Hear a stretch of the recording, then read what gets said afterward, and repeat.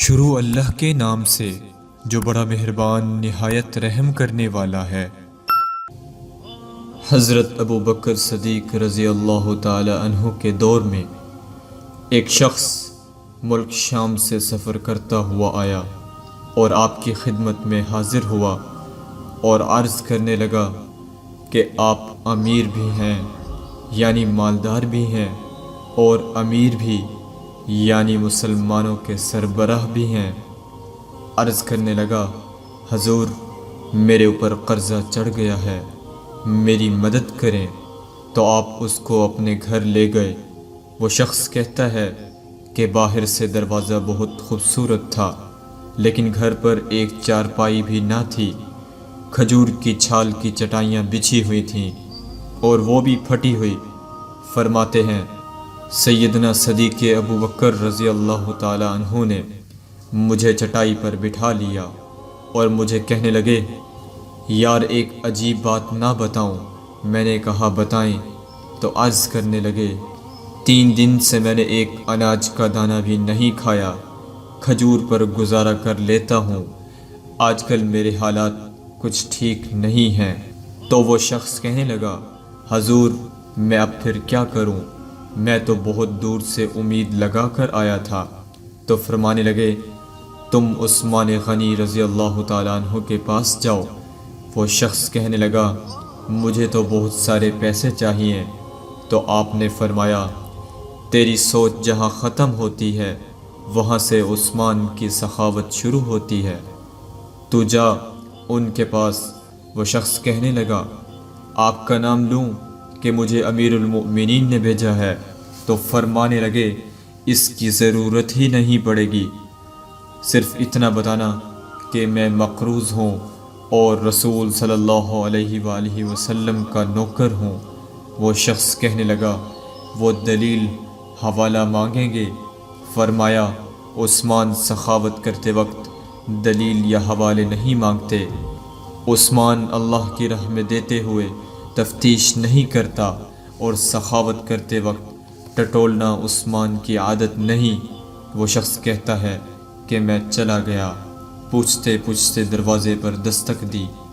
حضرت عثمان غنی رضی اللہ تعالی عنہ کے گھر کے اندر سے بولنے کی آواز آ رہی تھی۔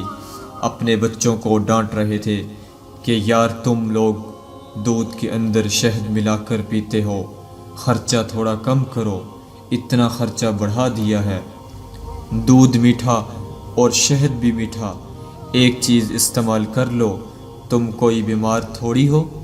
شخص کہتا ہے، میں نے کہا ابو بکر رضی اللہ تعالی عنہ تو بڑی باتیں بتا رہے تھے، یہاں تو دودھ اور شہد پر لڑائی ہو رہی ہے اور مجھے تو کئی ہزار دینار چاہیے، کیا یہ دے دیں گے؟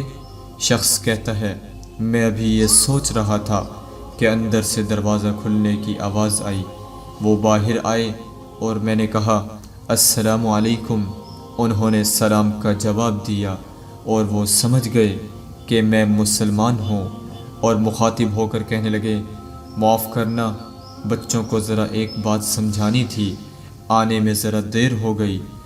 ان کا پہلا جملہ ان کے بڑے پن کا مظاہرہ کر رہا تھا، پھر دروازہ کھولا اور مجھے انہوں نے گھر بٹھایا اور میرے لیے جو پہلی چیز پیش کی گئی وہ دودھ میں شہد ڈال کر دیا گیا اور پھر کھجور کا حلوہ پیش کیا۔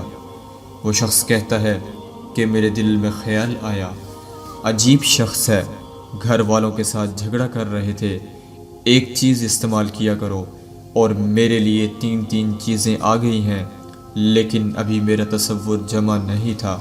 میں نے دل میں خیال کیا، اتنا تگڑا نہیں جتنا ابو بکر صدیق رضی اللہ تعالی عنہ نے بتایا ہے۔ وہ شخص کہتا ہے کہ کھلانے پلانے کے بعد پوچھنے لگے، کیسے آئے ہو؟ میں نے کہا، میں مسلمان ہوں اور ملک شام کے گاؤں کا رہنے والا ہوں، اور کچھ کاروباری مشکلات آئیں تو مقروض ہو گیا ہوں اور میرے اوپر قرضہ ہے اور مجھے کچھ پیسوں کی حاجت ہے۔ کہنے لگا تو میں نے کچھ پیسے کہے تو انہوں نے ایک آواز دی تو ایک غلام اونٹ پر سامان لدا ہوا لے کر حاضر ہوا۔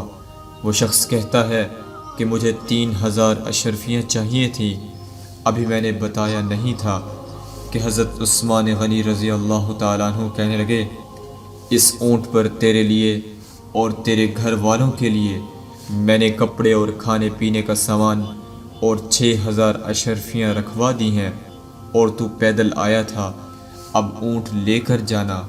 وہ شخص کہنے لگا، میں نے فوراً سے کہا، حضور یہ اونٹ انہیں واپس کرنے کون آئے گا؟